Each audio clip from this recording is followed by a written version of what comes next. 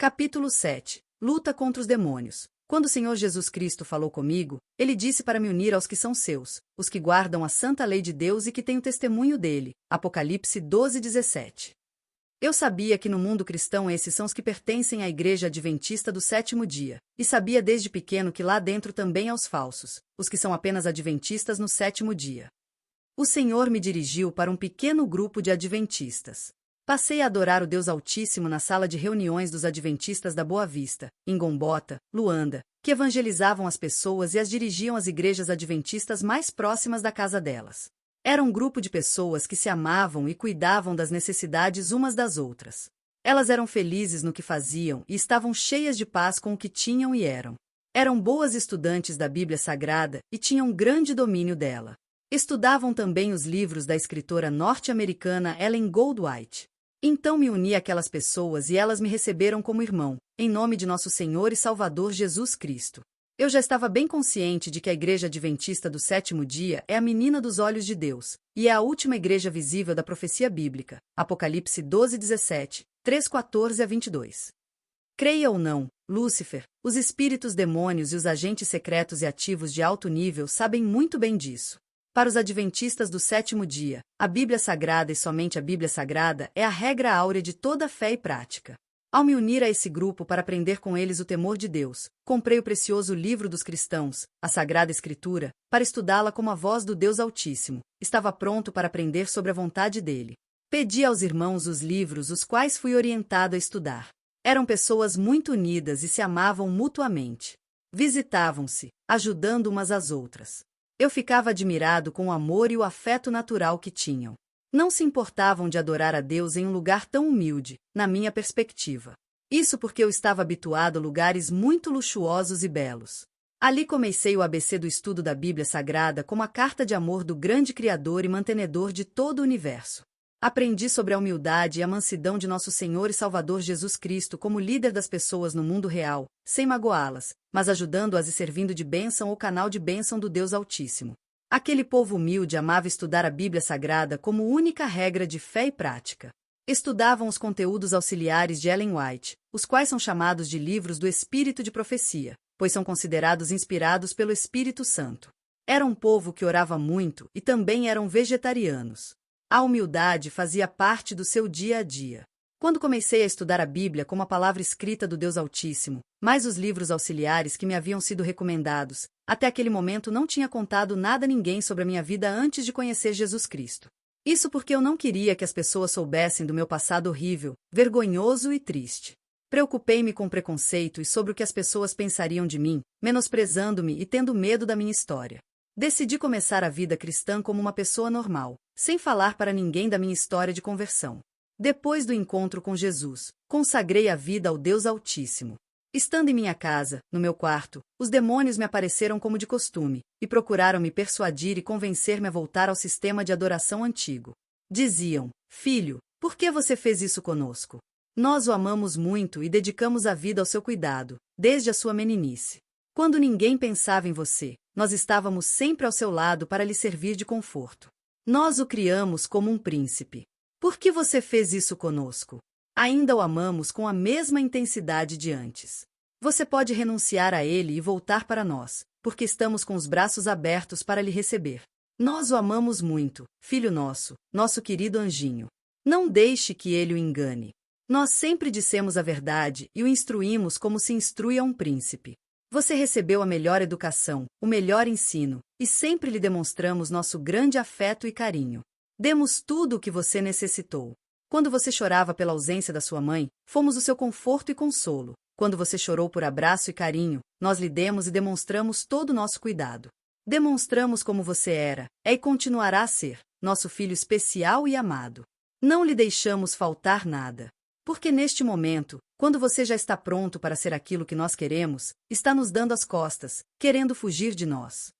Então lhes respondi: eu creio que vocês estão sempre ao meu lado, e que vocês me deram grandes privilégios, que nenhum ser humano tinha, tem ou pode ter. Vocês me deram a melhor educação e o melhor ensino. Sim, estavam sempre ao meu lado me consolando e confortando, porque vocês tinham um propósito comigo. Deram-me tudo o que eu desejava, porque vocês queriam algo comigo. Mas nunca conseguiram me dar o que mais necessitava. Vocês me tiraram todo o afeto natural de um homem. Tiraram-me o afeto natural de um filho para com sua mãe e seu pai. Vocês me ensinaram a ser aquilo que um ser humano natural não pode ser. Me fizeram ver aquilo que um homem comum não pode ver. Sou grato pelo ensino e pela educação, que foi de alta qualidade. Mas, contudo, hoje vejo que vocês sempre me enganaram. Vocês enganaram meus avós, meus pais e todos os membros da minha família. Vocês me fizeram um assassino. Vocês me fizeram beber sangue e ser dependente de sangue humano. Vocês me fizeram viver um mundo que não era meu. Destruí pessoas para lhes agradar. Vocês me fizeram buscar prazer na morte de pessoas inocentes. Vocês me fizeram um escravo oprimido no sistema fechado de vocês. Porque vocês me enganaram e me fizeram lutar contra aquele que, na verdade, é o que está certo e só quer o bem de suas criaturas.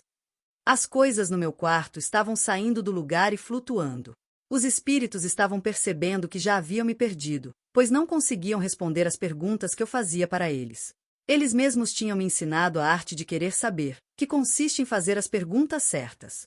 Aprendi com eles mesmos a usar palavras como onde, o que, por quê, quem, qual, e agora eles não queriam que eu fizesse isso com eles, porque eu conhecia alguns de seus argumentos. Então, eles estavam se sentindo ameaçados e começaram a me aterrorizar. Mas como tinha aprendido com meu novo Senhor e Salvador pessoal que se eu pedisse qualquer coisa em seu nome, Jesus Cristo, ao seu Pai eterno, ele me daria segundo a sua vontade e não a minha, uma voz dentro de mim dizia: clame em nome de Jesus Cristo e eles sairão da sua presença. Então fui fiel a essa voz, do Espírito Santo, que vinha à minha consciência, e disse: em nome do meu Senhor e Salvador Jesus Cristo, saiam da minha presença.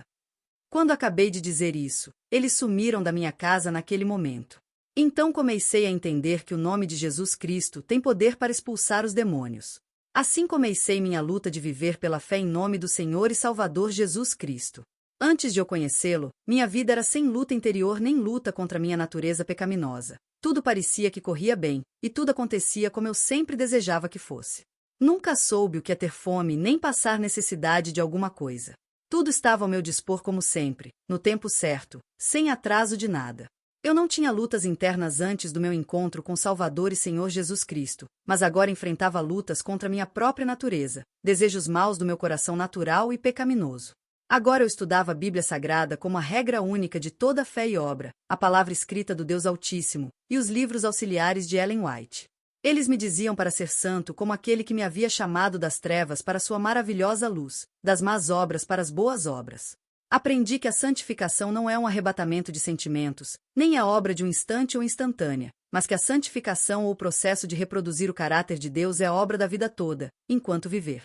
Não é emoção, mas a inteira entrega da vontade humana a Deus. É viver de toda palavra que sai da boca de Deus. Comecei a meditar nos frutos do Espírito Santo. Então me via como um desgraçado, miserável, pobre, cego, nu, e como um imundo. E todas as minhas boas obras eram como trapo de imundície, panos que as mulheres utilizavam antigamente no período menstrual. Entendi que o pecado é a maior doença que contamina o coração de todo ser humano, a partir do primeiro homem, Adão, e da primeira mulher, Eva. Que roubos ou furtos, assassinatos, vinganças, ódio, injustiças, maldades, inveja, homicídios, suicídios, ganância, rivalidades, inimizades, enganos, incredulidade, arrogância, intolerância, presunção, deslealdade, mentiras, depravações morais, infidelidade, calúnias, imoralidades sexuais, impurezas, bebedices ou embriaguez, orgias, glutonarias, egoísmo, orgulho, exaltação própria, idolatria, feitiçaria, e todas as práticas perversas das paixões ou desejos pervertidos para o mal são todos sintomas da maior doença chamada pecado. Que o coração de todo ser humano nascido de mulher já nasce com esta maior doença chamada pecado. E que essa doença foi originada no coração de um grande anjo, que era perfeito e santo, chamado Lúcifer. Aprendi que a origem dessa maior doença é um mistério para a mente finita do ser humano. Que o único remédio para essa doença é o sangue de Jesus Cristo, o Deus que se fez homem, que pode purificar o coração de todo ser humano. A educação, a cultura, o exercício da vontade, o civismo, a moralidade humana, os esforços humanos, tudo tem sua legítima esfera de ação na vida, e pode levar a um procedimento exteriormente correto, aparentemente bom ou com aparência de moral boa. Mas essas coisas não podem mudar o coração pecaminoso, maldoso, enganoso, frio, escuro, vazio, contaminado pela lama do pecado e inclinado a somente fazer o mal. são incapazes de purificar a lepra interior do pecado. Para poder conduzir os seres humanos do estado de pecado ao estado de santidade, era e é preciso um poder que opere interiormente uma nova vida, que proceda do alto, do Deus Altíssimo. E esse poder é Jesus Cristo, por sua vida santa, sua obediência à lei santa que fora quebrada pelo primeiro homem, por sua morte na cruz do Calvário, por sua ressurreição e por sua intercessão como único mediador entre o ser humano caído em pecado e o Deus Santo. Apenas sua graça é que pode vivificar as faculdades inertes da alma e atraí-las para Deus, e para uma vida de santidade. Só Jesus Cristo, pelo seu poder, pode pôr no coração humano a inimizade contra o pecado e todos os desejos de praticar o mal. O Espírito Santo começou a reproduzir em mim o caráter do meu Senhor e meu Salvador pessoal. Alguns dias depois do meu encontro com os demônios, apareceu-me o que era meu espírito mestre e conselheiro, nomeado de Asbad, semelhante ao mal, e disse-me: Filho meu, nós o amamos e só queremos o melhor para você neste mundo. É nosso desejo transformá-lo em uma estrela, um grande escritor e uma grande celebridade. E tudo mais de que você precisar nós daremos. Mas volte para mim, meu querido filho. Por que mudou assim tão de repente e se voltou contra o seu papai? Porque neste momento você quer se tornar ingrato conosco e com aqueles que o criaram e lhe deram o melhor? Lembre-se das últimas palavras do seu avô antes que ele fechasse os olhos. Não decepcione os que o amam de verdade. Lembre-se de todos os momentos felizes em que estivemos juntos. Volte para nós, filho, pois temos o melhor para você. Eu já sabia que tudo que ele falava não passava de engano e o que estava por trás daquelas palavras eram truques de mentiras, pois eles mesmos, durante o período de tempo que convivi com eles, me haviam ensinado alguns desses truques para conquistar pessoas para o reino das trevas. Eu conhecia algumas saídas e entradas de suas ideias, e eles sabiam que tinham perdido um soldado que conhecia muitas coisas que estavam ocultas, pois não tinham me escondido quase nada. Eles temiam que eu contasse aquilo que estava oculto. Então, eu lhe respondi: vocês me enganaram e me fizeram lutar contra o meu verdadeiro Pai eterno, aquele que me ama verdadeiramente e demonstrou seu amor derramando o próprio sangue, pois vocês mesmos o mataram, pendurando-o na cruz, mas com isso ele me resgatou das mãos de vocês. Eu agora sou livre e pertenço a um novo Senhor, meu Salvador pessoal. Pertenço a ele 2 vezes. Primeiro, porque sou obra-prima das mãos dele, sou a obra coroadora da criação e sou sua joia preciosa, ele me criou para algo melhor.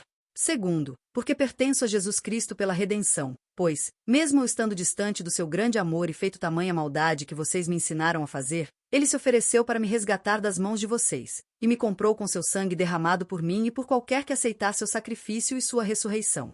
Por isso eu sei em quem creio agora e a quem estou servindo, pois antes eu não sabia o que se passava e quem eu era. Agora, pela sua graça salvadora, eu sei quem sou, de onde vim, onde estou e para onde vou. Sua oferta é muito pequena comparada à oferta que me foi oferecida por meu novo Senhor e Salvador pessoal. De que adiantaria ganhar o mundo todo e depois perder a vida? Jesus Cristo não comprou minha vida com ouro, prata, dinheiro algum, fama ou qualquer coisa corrupta deste mundo, mas com sua maravilhosa graça infinita demonstrada por seu sacrifício na cruz e sua ressurreição. Agora seu sangue tem o poder de me dar a condição de ser livre e feliz. Quero amá-lo também, pois ele me amou primeiro, mesmo eu sendo seu inimigo e lutando contra ele. Mas ele nunca me considerou como inimigo, pois seu amor é puro e verdadeiro, e vocês bem sabem disso, porque vocês mesmos me ensinaram que ele era amor e justiça. Os demônios não gostam quando é mencionado o nome de Jesus Cristo como o verdadeiro Deus que merece a adoração de toda criatura neste grande universo. O modo como eu exaltava Jesus fazia com que eles ficassem agitados, e a vontade deles era de acabar comigo naquele mesmo instante. Mas eu os conhecia muito bem, clamei ao meu amado Salvador Jesus Cristo, como meu escudo e proteção, para que eles não me fizessem mal algum. Naquele momento, Asbad se retirou da minha presença. Fui aprendendo a respeito das verdades bíblicas e da vontade do Deus Altíssimo para com suas criaturas. Meu instrutor era um rapaz chamado Inocêncio Francisco Teresa. Ele era profundo conhecedor da doutrina bíblica e um rapaz temente a Deus. Ele se tornou meu melhor amigo. Ele é adventista do 7º dia e tem muita convicção de sua fé em Deus Jeová. Foi ele quem Deus usou para me dar estudos bíblicos todos os dias, e só nos separávamos quando cada um ia à escola. Nos fins de semana fazíamos estudos bíblicos com temas diferentes. Ele usava a Bíblia Sagrada como base de tudo o que dizia. Também me ensinava a respeito dos livros auxiliares escritos por Ellen White, que receberam o dom de profecia. Os satanistas e os agentes das sociedades secretas do alto escalão a conhecem como a profetisa do homem da cruz, pois seus escritos são uma ameaça para o reino dos espíritos. Com Inocêncio aprendi acerca da guarda do sábado, o 7º dia da semana. Ele me disse que o sábado é um sinal ou selo do grande Criador. Disse que o sábado é um dia que Deus criou, abençoou, santificou e nele descansou de todas as suas obras que criara, e deu esse dia às suas criaturas como memorial da criação. Esse dia lembra as criaturas feitas à sua imagem e semelhança que a vida aqui foi criada em 6 dias por um ser supremo, onipresente, onisciente e sobrenatural. Pois o sábado do 7º dia é dia de celebração e alegria, o dia que serve para adorarmos o grande Criador do universo. Gênesis 2:1-3, Êxodo 28:11, Apocalipse 14:6, 7. Aprendi que os adventistas do 7º dia não adoram o sábado, mas adoram a Jesus Cristo, o Senhor do sábado, Mateus 12:8. E que o sábado é o dia que foi criado por causa do ser humano e não o ser humano por causa do sábado. Nosso Senhor e Salvador Jesus Cristo repreendia os líderes religiosos que guardavam o sábado dando mais valor e ênfase na guarda do dia em si do que em amar as pessoas que Deus criara à sua imagem e semelhança. Nosso Senhor e Salvador Jesus Cristo ensinou os líderes religiosos, judeus, daquele tempo a dar mais importância e mais valor à vida do ser humano. Isso porque eles davam mais valor a formalidades, eram legalistas. Muitos deles viam as pessoas como simples objeto de exploração para ganho próprio. Os líderes religiosos também rejeitaram a maravilhosa graça de Deus por meio de Jesus Cristo, e achavam que a salvação vinha pela obediência à lei de Jeová. Contudo, Jesus Cristo, sendo ele mesmo Criador do ser humano e Senhor do próprio sábado, ensinou-os de forma pedagógica que a melhor forma de guardar o santo sábado, que ele mesmo criara, era dando mais importância ao bem mais precioso, a vida. Ensinou-lhes que a salvação não é obtida pela obediência ou pelas obras da lei, mas, se eles aceitassem a maravilhosa graça de Jeová na pessoa do Senhor Jesus, seriam salvos da condenação da lei. A lei os condenava, mas Jesus Cristo veio para libertá-los dessa condenação e do fardo pesado do pecado. Mateus 12:1-14, Marcos 2:27, 28. Ou seja, o grande Criador fez o sábado para o ser humano se lembrar dele em todas as suas gerações. Êxodo 28:11. O sábado do 7º dia da semana é um sinal da criação que indica aos filhos dos homens que Deus Jeová é o grande Criador e mantenedor do universo, o único que deve ser adorado. Ezequiel 20:12, 20. O próprio sábado será um sinal da redenção e da salvação para os salvos na nova terra, como diz o profeta Isaías, Isaías 66, 22-24.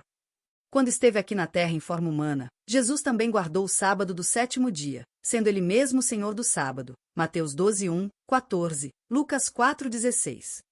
Cristo certa vez disse que ele tinha vindo a este mundo para cumprir a lei e todas as palavras dos profetas que tinham vivido antes da sua encarnação, profetas que falavam do Messias que morreria pela condenação da lei, para que o pecador vivesse por sua obediência e graça.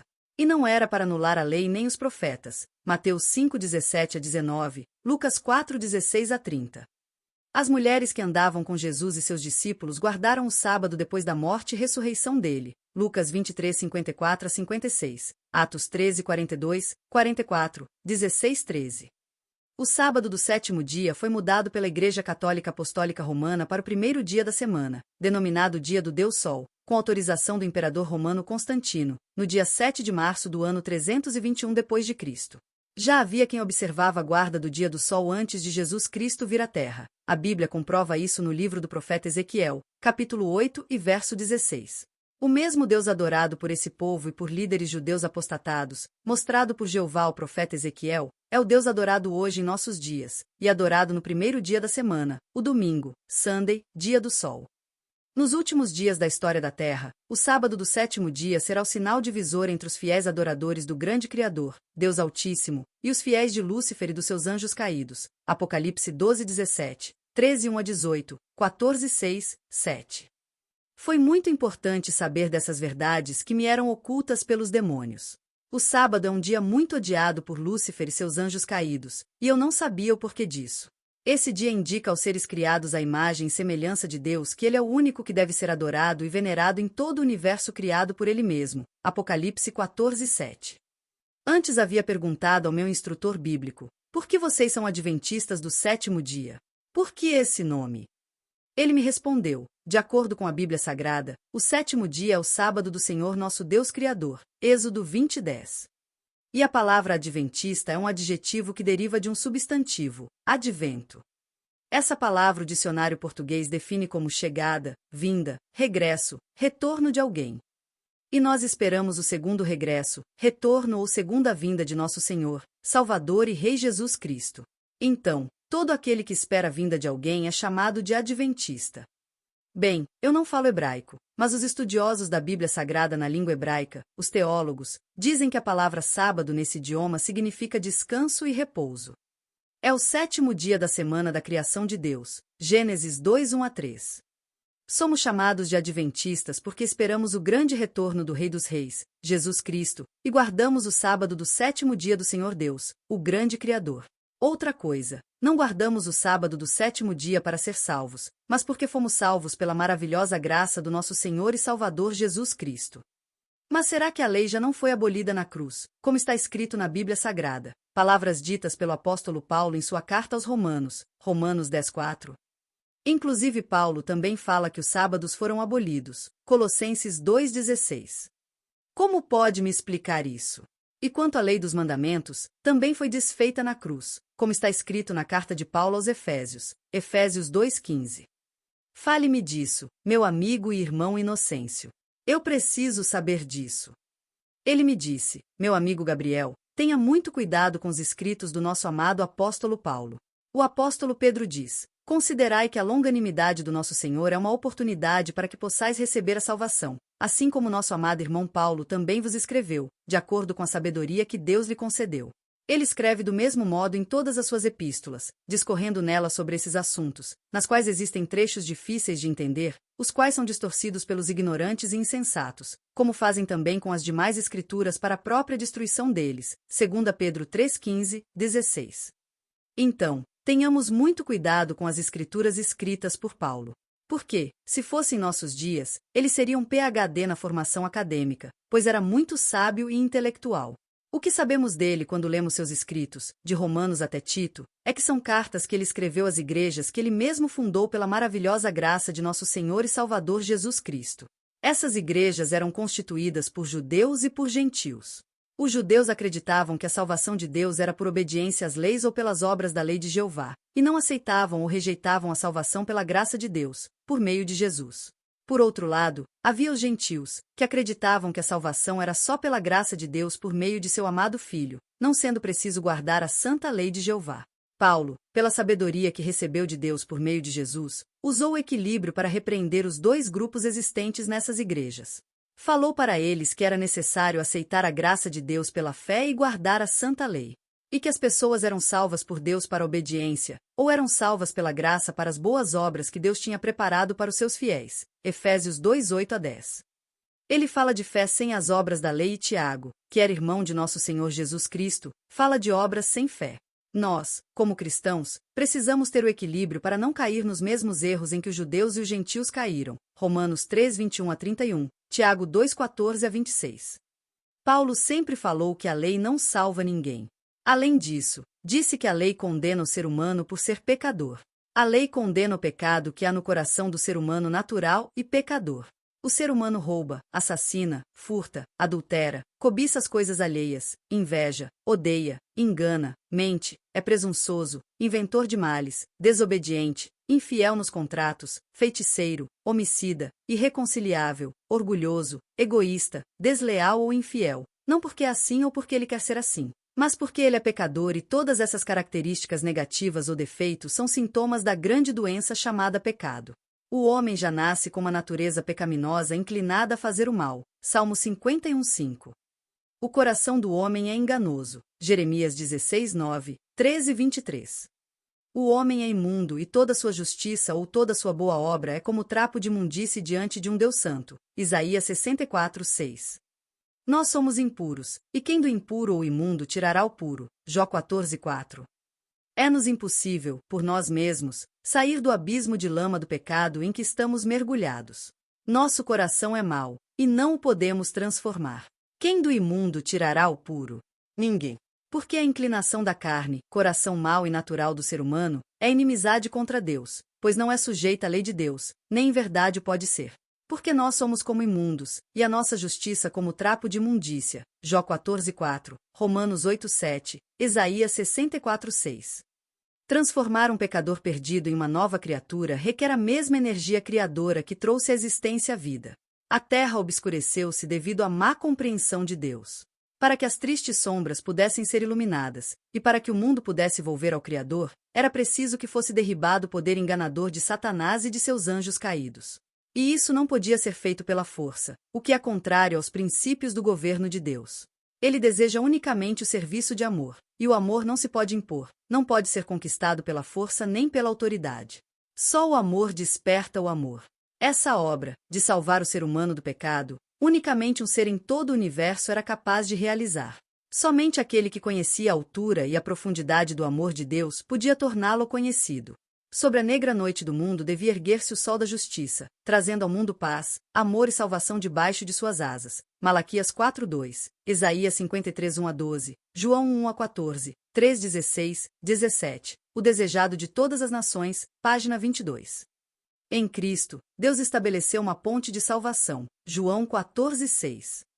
Só por intermédio do perfeito caráter de Jesus e sua obediência perfeita à lei, que fora quebrada pelo primeiro Adão, podemos nos aproximar do Pai. Atos 4:11-13. Não existe nada que possamos fazer por nós mesmos, não importando o esforço que façamos para ser justos diante de Deus. A Bíblia Sagrada diz que a salvação é pela graça. Porque pela graça sois salvos, por meio da fé, e isso não vem de vós, é dom de Deus. Não vem das obras, para que ninguém se glorie. Porque somos feitura sua, criados em Cristo Jesus para as boas obras, as quais Deus preparou para que andássemos nelas. Efésios 2:8-10. Então somos salvos pela graça de nosso Senhor e Salvador Jesus Cristo, por meio da fé. Ou seja, a graça ou ação de Deus em favor do ser humano e a fé ou a reação do ser humano diante da ação ou graça de Deus. Devem cooperar, a ação de Deus, que é a graça, e a reação, que é a fé do ser humano diante da ação ou graça de Deus. Nós não guardamos a lei para ser salvos, somos salvos pela maravilhosa graça de Deus. Guardamos a lei por amor, porque Ele nos amou primeiro. Porque está escrito na Bíblia Sagrada: se guardardes os meus mandamentos, permanecereis no meu amor, do mesmo modo que eu tenho guardado os mandamentos do meu Pai e permaneço no seu amor. Vós sereis meus amigos, se fizerdes o que eu vos mando. João 15:10, 14. Ele me disse mais: meu amado irmão Gabriel, quanto às leis que consistiam em ordenanças, que também são chamadas de leis cerimoniais, escritas por Moisés, Deuteronômio 31:9, não devem ser confundidas com a lei moral de Deus Jeová, escrita pelo próprio dedo de Deus. Êxodo 31:18. A Bíblia Sagrada conta a história de um povo chamado Israel. O povo de Deus, a quem ele chamou de seu peculiar tesouro, foi privilegiado por dois sistemas de lei, a lei moral e a lei cerimonial e civil. Um comemorando a criação, para manter na memória o Deus vivo que criou o universo, cujos preceitos são imutáveis como ele é, e obrigam a todos os homens sua observância para que haja uma boa harmonia no universo. Gênesis 2:16, 17, Êxodo 21:17, Eclesiastes 12:13, 14. E outro, dado por causa da transgressão da lei moral, a qual consistia em sacrifícios e ofertas que apontavam para a redenção futura da humanidade, na pessoa de nosso Senhor Cristo Jesus como o Cordeiro de Deus que tira o pecado do mundo. João 1:29, 1 Pedro 1:18-20. Cada um é claramente distinto do outro e para fins diferentes. Desde a criação, a lei moral revelou seu caráter e foi parte essencial do plano de Deus, tão imutável como ele próprio. A lei cerimonial ou civil devia corresponder a um propósito particular no plano de Deus para a salvação da raça humana. Comentário Bíblico Adventista, volume 6, página 1094. A lei moral, 10 mandamentos, de Deus funciona como um espelho e conduz a Jesus Cristo. Quando você olha num espelho, ele simplesmente indica onde está a mancha no seu rosto. Você precisa se dirigir à água, à lei e tirar a mancha, pois o espelho não tem o poder ou função de limpar. A moral de Deus conduziu a nação de Israel a Cristo Jesus historicamente. Mesma a lei continua a funcionar como um espelho para mostrar o pecado humano. Porque tudo neste mundo mudou, menos o ser humano. Tiago 1:22-25. A lei conduz cada um de nós a Cristo em termos de experiência. Quando Jesus morreu e ressuscitou, os israelitas fiéis que morreram antes. Os 10 mandamentos ou a lei moral de Deus. A lei moral antes do pecado e depois do pecado. A lei moral ou lei do amor. Deuteronômio 6:5, Levítico 19:18, Mateus 22:37-40. 1. Falada por Deus. Deuteronômio 4:12. 2. Escrita pelo dedo de Deus. Êxodo 31:18, Deuteronômio 10:3-4. 3. Escrita em tábuas de pedra. Êxodo 31:18, Deuteronômio 10:3-4. 4. Guardada dentro da Arca da Aliança. Deuteronômio 10, 1 a 5. 5. É uma lei completa. Deuteronômio 5, 22. 6. É uma lei eterna. Salmos 111, 7, 8. 7. É uma lei santa, justa e boa. Romanos 7, 12. 8. É uma lei que revela o pecado. 1 João 3, 4. Romanos 7, 7. 9. É uma lei que não deve ser violada, inviolável. Mateus 5, 19. Romanos 13, 8 a 10. Romanos 3, 31. Tiago 2, 8 a 13. 10. É uma lei espiritual. Romanos 7, 14. 11. É uma lei perfeita. Salmos 19, 7. 12. É uma lei de liberdade. Tiago 2, 11, 12. 13. É uma lei deleitosa. Salmos 119, 77 a 92. 14. É uma lei que Jesus Cristo engrandeceu. Isaías 42, 21. Mateus 5, 17 a 19. 15. É duradoura tanto quanto o céu e a terra. Mateus 5, 18. Lucas 16, 16, 17. 16. É uma lei que será o padrão no dia do juízo de Deus. Eclesiastes 12, 13, 14. Tiago 2, 12. A lei de Moisés. Define o pecado, define os remédios, lei das ofertas queimadas, lei das ofertas de alimentos, lei da oferta pelo pecado, lei da oferta pela transgressão, lei das ofertas pacíficas, leis cerimoniais. 1. Falada por Moisés, Levítico 1 a 3. 2. Escrita por Moisés, Deuteronômio 3, 1, 9. 3. Escrita num livro, Deuteronômio 31, 24. 4. Guardada fora da arca, Deuteronômio 31, 26. 5. É uma lei acrescentada e desenvolvida. Levítico 1, 1 a 3, 4, 1 a 3. 6. É uma lei temporária. Hebreus 7, 12. 7. É uma lei contrária. Não era boa. Colossenses 2, 14. 8. É uma lei que apontava para o Salvador. Levítico 4, 27 a 31. João 1, 29.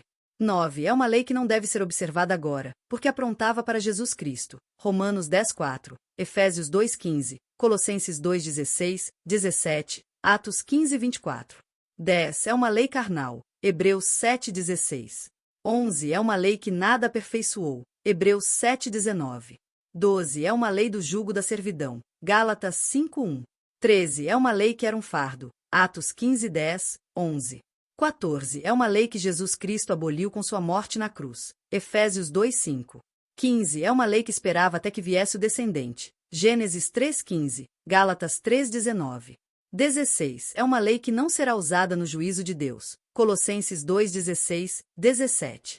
Da cruz foram justificados legalmente pela graça de Cristo.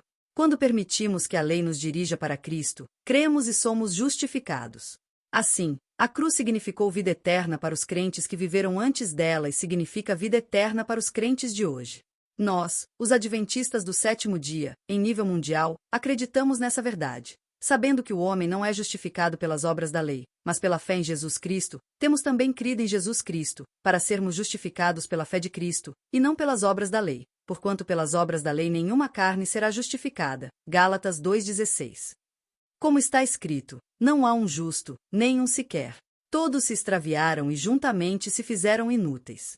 Não há quem faça o bem, não há nem um sequer. Romanos 3, 10 a 12. Ver também Salmo 14, 3, Eclesiastes 7, 20. Como está escrito na carta de Paulo aos Gálatas, mas, antes que a fé viesse, estávamos guardados debaixo da lei e encerrados para aquela fé que se havia de manifestar. De maneira que a lei nos serviu de aio, para nos conduzir a Cristo, para que, pela fé, fossemos justificados. Gálatas 3, 23, 24. A palavra grega para guardado significa guardar, manter em segurança, confinar. O termo traduzido por encerrados significa cercar, confinar, aprisionar. O sentido não é de que a lei fosse abolida com a morte de Jesus Cristo. As passagens de Romanos 3:20, 7 a 13 tornam bem claro que a lei continua a ter um papel muito importante na vida dos cristãos. Vê Mateus 5:17 a 19, 1 Timóteo 1:8, Tiago 2:8 a 12, 1 João 3:4, Hebreus 10:28. Debaixo da lei em Gálatas 3:23 não significa sob a lei como meio de conseguir a salvação. O apóstolo Paulo opõe-se a esse tipo de utilização da lei. Nessa passagem, ele fala da correta e divinamente ordenada função da lei antes da cruz. A frase debaixo da lei é explicada pelas funções da lei. Israel estava debaixo da lei antes da cruz, no sentido de que ela era então o principal meio pelo qual se apontava o pecado. A lei de Deus continua a funcionar desse modo, mas Jesus Cristo realiza essa função de maneira muito mais eficiente. Antes da cruz, a lei moral e a lei cerimonial eram um meio pelo qual se dava a conhecer a vontade de Deus. Jesus Cristo transcendeu a lei como revelação de Deus, ainda que a lei moral continue também a funcionar desse modo. Antes da cruz, toda a humanidade estava sob a condenação legal da lei moral de Deus. Mesmo aqueles que, em termos de experiência, foram justificados pela fé não ficaram definitivamente livres da condenação antes da morte e da ressurreição de Cristo. Se Jesus Cristo não sofresse pelo pecado e não ressuscitasse da morte, nenhum santo justificado do Antigo Testamento passaria pela ressurreição para a vida eterna. Nós, como cristãos, devemos ter muito cuidado com a antiga aliança e a nova aliança de Deus com a humanidade. A antiga aliança, ou a primeira aliança de Deus com o povo de Israel, consistia no testemunho das leis que estavam escritas em tábuas de pedra, que todos os filhos de Israel tinham que estudar para memorizar e ensinar, assim, aos filhos de geração em geração. Veja o que a própria Bíblia Sagrada, que é a palavra escrita de Jeová, apresenta. E aconteceu que quando o Senhor terminou de orientar Moisés, no alto do Monte Sinai, entregou-lhe as 2 tábuas do testemunho e da aliança, 2 placas de pedra com seus mandamentos escritos pelo dedo de Deus. Êxodo 31:18. Podemos encontrar isso na Bíblia Sagrada em Êxodo 34:7-35. O próprio Deus, por intermédio do profeta Jeremias, anunciou a forma de uma nova aliança. Como está escrito em seu livro, Dias virão, afirma o Senhor, quando estabelecerei uma nova aliança com a casa de Israel e a casa de Judá. Não será como a aliança que firmei com seus antepassados quando os tomei pela mão para tirá-los do Egito, pois eles não honraram o meu pacto, mesmo sendo eu marido divino deles, assevera Yahvé. Eis, no entanto, a aliança que celebrarei com a comunidade de Israel passados aqueles dias, afirma o Senhor. Registrarei o conteúdo da minha Torá, lei, na mente deles e a escreverei no mais íntimo dos seus sentimentos, seus corações. Assim, serei de fato Deus deles e eles serão o meu povo. Ninguém mais terá necessidade de orientar o seu próximo nem seu irmão, pregando, eis que precisas conhecer quem é Yahvé, o Senhor, porquanto serei conhecido no interior do ser de cada pessoa, desde os mais jovens até os idosos, dos mais pobres aos mais ricos, garante o Senhor. Porque eu mesmo lhes perdoarei a malignidade e não me permitirei recordar mais dos seus erros e pecados. Jeremias 31:31-34. E Paulo, sendo judeu e estudioso dos escritos das Santas Escrituras, lembra isso aos Hebreus por meio da carta aos Hebreus. Ele fala da importância da nova aliança de Deus com seu povo. Paulo escreve o seguinte: ora, se aquela primeira aliança não tivesse imperfeições, não seria necessário buscar lugar para a segunda. Porquanto ele declara, repreendendo o povo por suas faltas: dias virão, diz o Senhor, em que estabelecerei com a casa de Israel e com a casa de Judá uma nova aliança. Não conforme a aliança que fiz com seus antepassados, no dia em que os tomei pela mão, para os conduzir até fora da terra do Egito, pois eles não continuaram na minha aliança, e eu me afastei deles, assevera o Senhor. Esta é a aliança que farei com a casa de Israel, passados aqueles dias, garante o Senhor. Gravarei as minhas leis na sua mente e as escreverei em seu coração. Eu lhes serei Deus, e eles serão o meu povo. Ninguém jamais precisará ensinar o seu próximo, nem o seu irmão, dizendo, conhece o Senhor, porque todos me conhecerão, desde o menor deles até o maior. Pois eu lhes perdoarei a malignidade e não me permitirei lembrar mais dos seus pecados. Ao proclamar nova essa aliança, ele transformou em antiquada a primeira. Hebreus 8:7-13. Por isso o amado Paulo ainda disse: ele, Jeová, nos capacitou para sermos ministros de uma nova aliança, não da letra, mas do Espírito, porquanto a letra mata, mas o Espírito vivifica. 2 Coríntios 3:6. A palavra sábado significa repouso, descanso.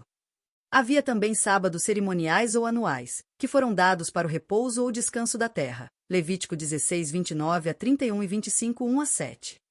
Esses sábados cerimoniais, que consistiam em ordenanças, não devem ser confundidos com o santo sábado do 7º dia da semana da criação, conforme Gênesis 2:1-3, Êxodo 28:11, Levítico 23:93, Isaías 58:13, 14, Ezequiel 20:12-20.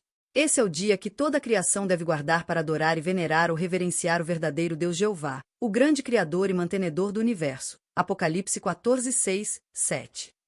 Na verdade, a grande questão não está na lei moral de Deus, mas no sábado do 7º dia. Satanás, seus anjos e seus aliados humanos são os que odeiam esse dia do Senhor. O 4º mandamento da lei moral indica o nome de Deus, Senhor, o território, céu, terra, mar e tudo, universo, que neles há, e a função, Criador do universo. O Santo Sábado é um dia que aponta o Deus Altíssimo como o único ser em todo o universo que deve ser adorado e reverenciado.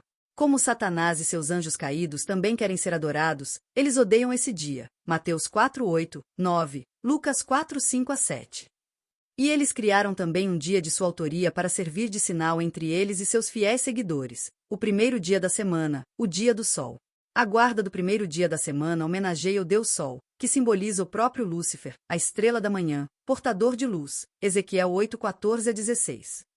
Lúcifer e seus anjos caídos são adorados na guarda do falso sábado, que é o domingo, o primeiro dia da semana da criação de Deus. Eu gostava de fazer perguntas ao Inocêncio, pois ele me respondia com muita paciência, amor, autoridade e uma convicção de causa e efeito impressionante. Em todas as respostas, ele me dizia: está escrito na Bíblia Sagrada, que é a carta de amor de Deus ao ser humano, mas escrita em linguagem humana para nossa compreensão. Eu também queria ter conhecimento semelhante da salvação e da graça maravilhosa de nosso Senhor Jesus Cristo, e falar como ele falava. Por meio de estudos bíblicos, ele me dizia que o método que Deus usa para salvar os pecadores, seres humanos, em todos os tempos é o mesmo, qual seja: a salvação é pela fé em Cristo Jesus, o Cordeiro de Deus, que morreu antes da fundação do mundo. 1 Pedro 1:18-20, João 1:29. Por meio de ritos sacrificais, formas simples nos tempos pré-mosaicos e muito desenvolvidos na época de Moisés, tanto os patriarcas quanto os israelitas, e também os profetas aprenderam o mesmo evangelho, de que a salvação é pela fé no Salvador prometido por Deus. A partir do tempo do Novo Testamento, os cristãos puderam se alegrar com o fato real do aparecimento de nosso Senhor e Salvador Jesus Cristo. O plano da salvação foi durante muito tempo prefigurado nos ritos e símbolos registrados no livro de Levítico. O mesmo plano se tornou uma realidade confirmada na vida e na morte expiatória e no ministério sacerdotal de nosso Senhor e Salvador Jesus Cristo, como está registrado nos 4 evangelhos e no livro de Hebreus. E Jesus Cristo é nosso sumo sacerdote lá no céu, hoje. Hebreus 4:14-16, Hebreus 9:11-15. O livro de Apocalipse mostra nosso Senhor Jesus no santuário celestial como nosso intercessor diante de Deus. Apocalipse 1:13, Apocalipse 3:20, 21:5, 1-14. Ver também Hebreus 4:14-16. O tempo foi passando e eu li a Bíblia Sagrada e os livros recomendados, um por um. Também aprendia muito da doutrina bíblica com Inocêncio, porque me tornei um aluno disposto a aprender o que não sabia. Inocêncio se tornou meu grande amigo, até hoje. A aparição dos demônios começou a ser constante, procurando maneiras de me tirar a vida, até que um dia recebi a visita do próprio Lúcifer. Mas eu já sabia que com ele não se podia falar pouco nem muito, porque ele é o mais encantador de todos os seres caídos. Ele me disse coisas encantadoras, como: eu lhe darei qualquer capital do meu mundo que você desejar para viver e todo o poder necessário, o mundo todo me pertence. Eu lhe escolhi para ser um Deus, para ser um príncipe. Eu lhe dei tudo de melhor do meu reino, dei-lhe poder e a honra de estar entre os grandes do meu reino. E tenho outras coisas, melhores ainda que aquelas, para lhe dar, meu filho. Tenho a melhor vida para lhe dar, vida em abundância. Você será muito feliz se voltar para mim.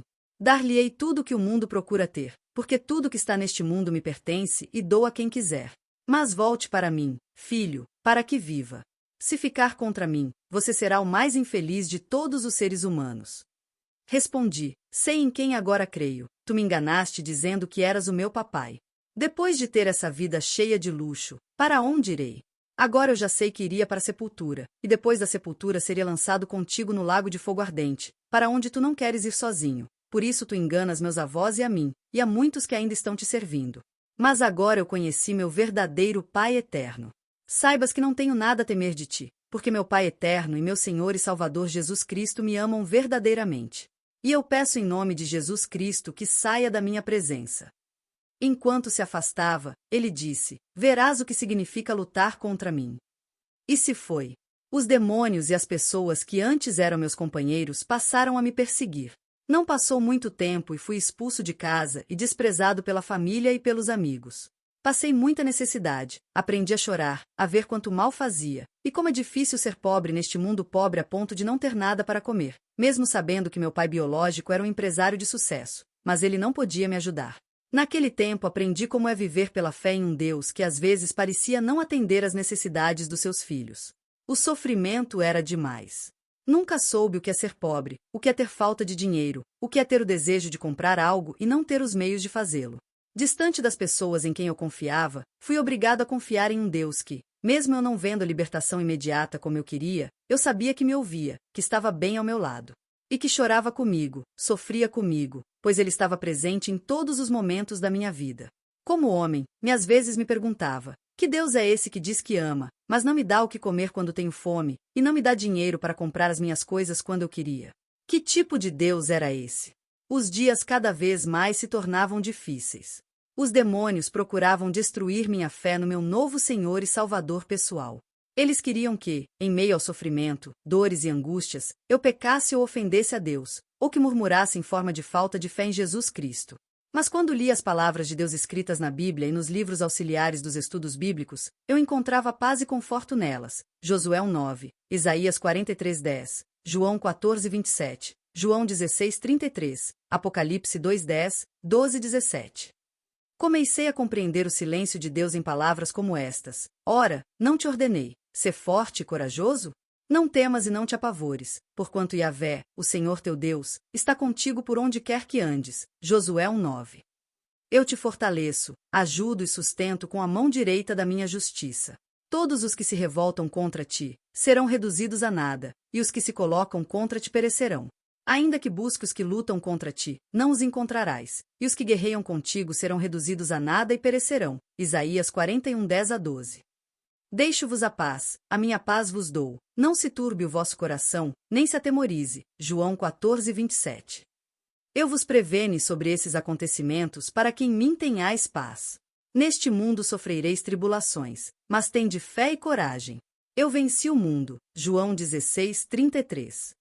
Quem nos separará do amor de Cristo? Será a tribulação, ou ansiedade, ou perseguição, ou fome, ou nudez, ou perigo, ou espada?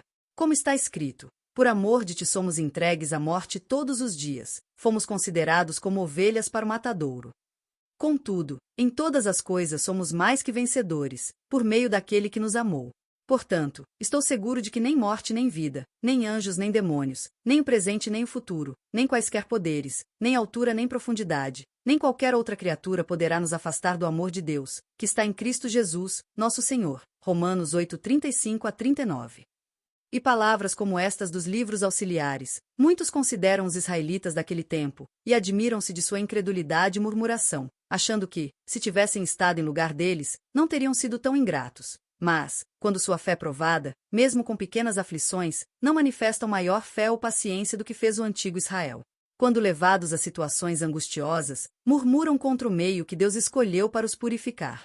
Posto que sejam supridas suas necessidades presentes, muitos não estão dispostos a confiar em Deus para o futuro, e se acham em constante ansiedade, receosos de que a pobreza lhes sobrevenha, e seus filhos venham a sofrer. Alguns estão sempre a ver antecipadamente o mal, ou aumentar as dificuldades que realmente existem, de modo que seus olhos ficam cegos às muitas bênçãos que lhes reclamam gratidão.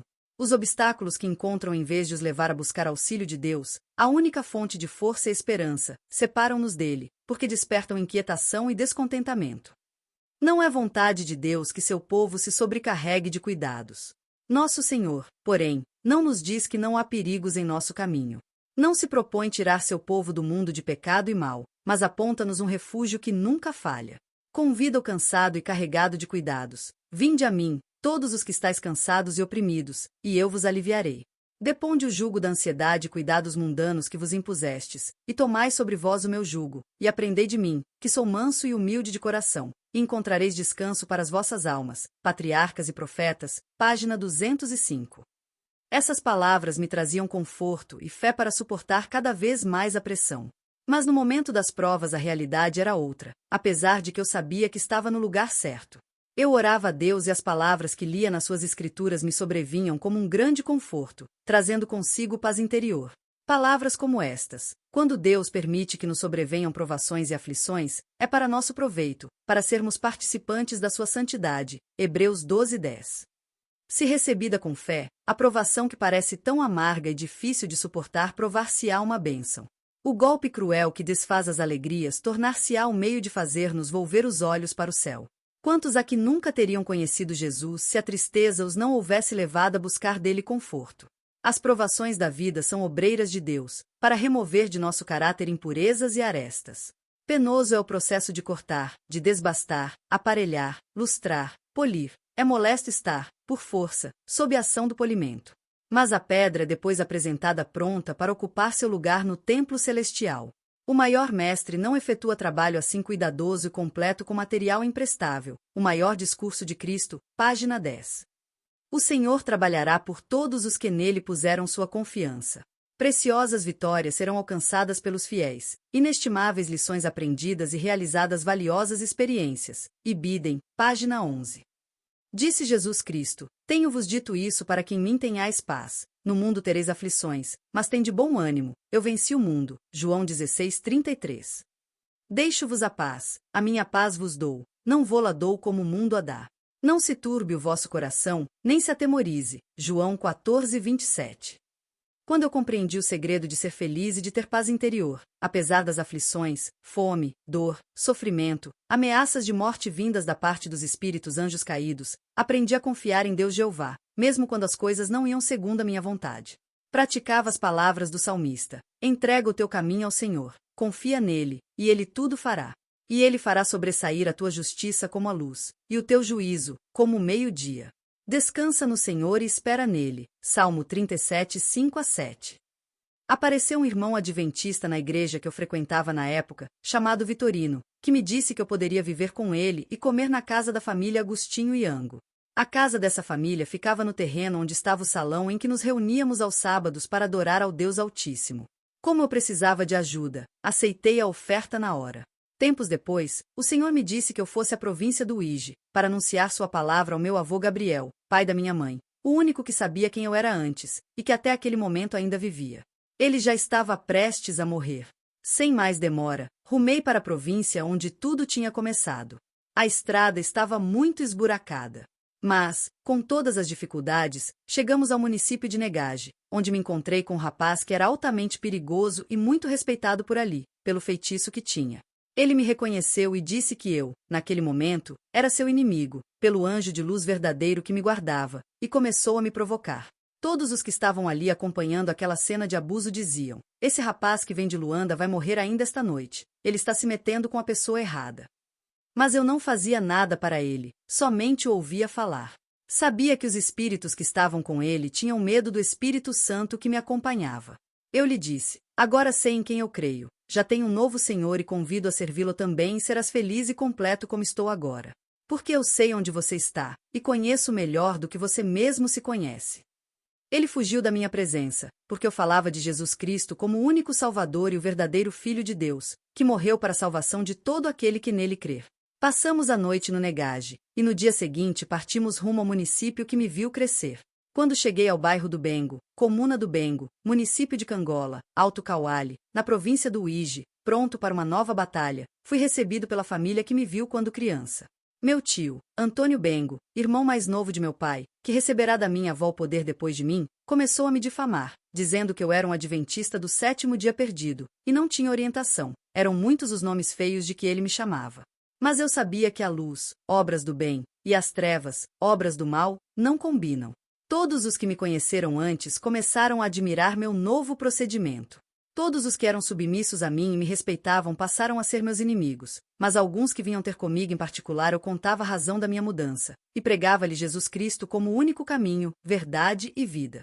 O melhor caminho a ser seguido, porque nele eu tinha encontrado paz e alegria interior sem ter pago nada. Apenas aceitei o homem da cruz como meu Senhor e meu Salvador pessoal.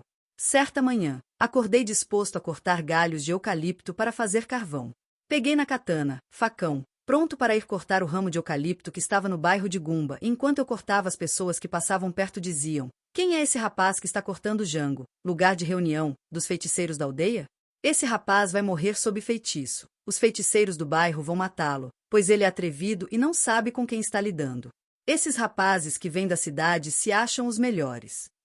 Enquanto eu ouvia aquilo, orava a Deus por proteção e cuidado, e para que ele mostrasse seu poder e sua misericórdia. Depois de cortar os galhos da árvore, levei para a irmã da minha mãe, para que ela fizesse o carvão. Quando viu os galhos de eucalipto, ela ficou espantada, olhou bem para mim por um bom tempo e se negou a fazer carvão deles. Eu disse para ela: não se preocupe comigo, minha tia, eu vou cortar os galhos em pedaços para que se faça o carvão e depois moê-lo para se tornar pó, para servir de remédio para o vovô Gabriel. Lembre-se de que eu agora tenho um novo Senhor e Ele é meu salvador pessoal. É mais poderoso que Lúcifer e todos os espíritos caídos juntos. Nada vai me acontecer sem a permissão do meu novo Senhor e Salvador Jesus Cristo. Desejo ver qual será o agente ou o feiticeiro que virá me atormentar. Se fizer isso, ele irá morrer e todo mundo aqui saberá que é um só Deus, o Altíssimo Criador. Nenhum agente ativo ou feiticeiro, em toda a comuna do Bengo, ousou vir atrás de mim, pois todos temiam o Senhor Jesus que estava sempre comigo. Enquanto isso, eu aproveitava para falar de Jesus, o único Deus que salva e dá vida com sentido ou vida em abundância de paz e alegria, uma vida completa. Alguns aceitavam Jesus como Salvador pessoal e Senhor da vida. Esses ficavam livres do cativeiro dos espíritos caídos. Outros rejeitavam, preferindo dar a alma aos demônios com medo da morte e medo de perder alguns privilégios que tinham, e continuavam como agentes ativos deles. Enquanto estava naquele bairro, tive a paciência de visitar a casa da minha mãe pequena, a dona FGA, sempre que me chamava para o desjejum, almoço e jantar. Eu pedia sempre a Deus para que abençoasse o alimento antes que entrasse no meu estômago. E sempre que eu ia à casa da minha mãe pequena, onde estava o meu avô Gabriel, falava para ele: eu vim de muito longe, correndo muitos perigos na viagem para lhes falar da verdade e para que possam sentir a paz completa que encontrei em Jesus Cristo, o homem da cruz. Ele não é nada daquilo que vocês diziam. Na verdade, ele é o amor em pessoa. Eu o conheci pessoalmente e falei com ele face a face. Aqui estou para dizer ao meu amado vovô Gabriel que a minha existência até o momento é a prova do amor, cuidado e proteção dele. O Senhor e Salvador Jesus Cristo dá vida com sentido, uma vida com qualidade e cheia de paz interior, alegria no coração, tranquilidade, felicidade em todas as circunstâncias. A vida com Ele tem muito sentido, porque sua presença na vida da pessoa preenche o vazio existencial da alma, que nada neste mundo pode preencher. A vida com Ele, vovô, leva-o a ser mais semelhante ao seu Criador, e ter prazer em fazer o bem a si mesmo e ao seu semelhante. O ter não faz sentido nenhum, porque o homem da cruz faz-lhe membro o cidadão do lugar mais belo do nosso grande universo, e não deste mundo contaminado pelo pecado. Eu lhe perdoo pelo meu passado. Sei que vocês também foram enganados e obrigados pelos espíritos caídos. Eu lhe perdoo por vocês terem me consagrado ao serviço de Lúcifer e seus demônios.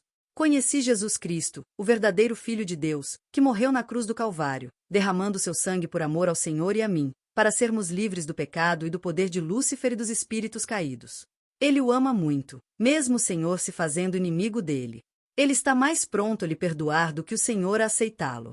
Estou aqui como prova do seu amor e proteção. Seu sangue tem esse poder de libertar as pessoas das mãos de Lúcifer e dos espíritos. Vovô se admirava comigo, pois lhe falava com convicção de como o Senhor Jesus Cristo tinha transformado minha vida. Estar vivo era um grande testemunho, porque ninguém que sai do pacto vive muito tempo. Ele sabia que os espíritos matavam as pessoas que saíam, sem piedade, e principalmente aqueles que eram consagrados. Disse mais a ele: o Senhor carrega o nome de Deus, pois Gabriel significa homem de Deus.